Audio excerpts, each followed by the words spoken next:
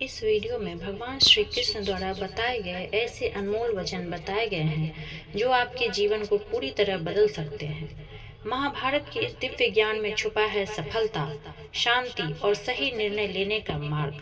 अगर आप जीवन में हार गए, डर या कंफ्यूजन का सामना कर रहे हैं, तो ये वीडियो आपके लिए है। वीडियो को अंत तक जरूर देखें और अपने जीवन में बदलाव महसूस करें। महाभारत में भगवान श्री कृष्ण के द्वारा बोले गए अनमोल वचन ये प्रासंगिक है। महाभारत में भगवान श्री कृष्ण के द्वारा बोले गए अनमोल वचन आज भी लोगों के जीवन में लागू होते हैं। महाभारत को पंचम वेद कहा जाता है।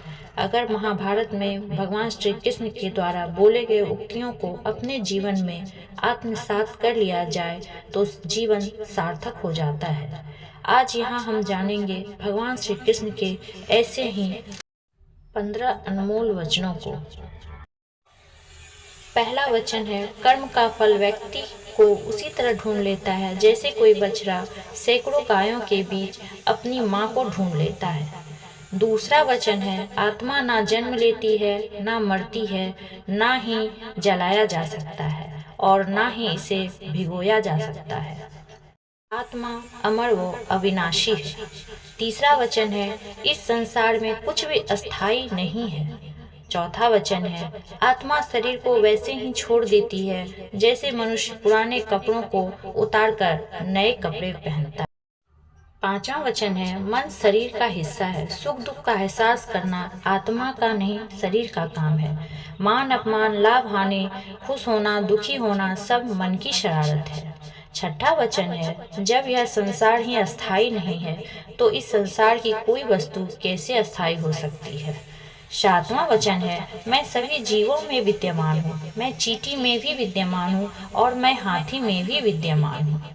आठवां वचन है, सारे रिश्ते नश्वर हैं और केवल शरीर से जुड़े हुए हैं। जैसे ही व्यक्ति की मृत्यु हो जाती है, आत्मा शरीर को छोड़ देती है। आत्मा का शरीर से जुड़े रिश्तों से कोई नाता नहीं रह जाता है।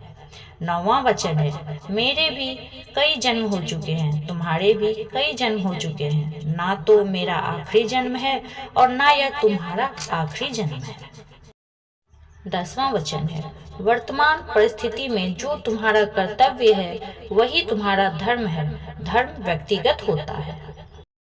11वां वचन है, मैं किसी के भाग्य का निर्माण नहीं करता, ना ही किसी के कर्मफल में दखल देता हूँ। व्यक्ति या जीवन का कर्म ही उसके भाग्य का निर्माता होता है।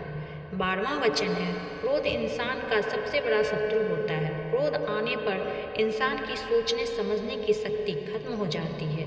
उस व्यक्ति के पतन में ज़्यादा समय नहीं लगता।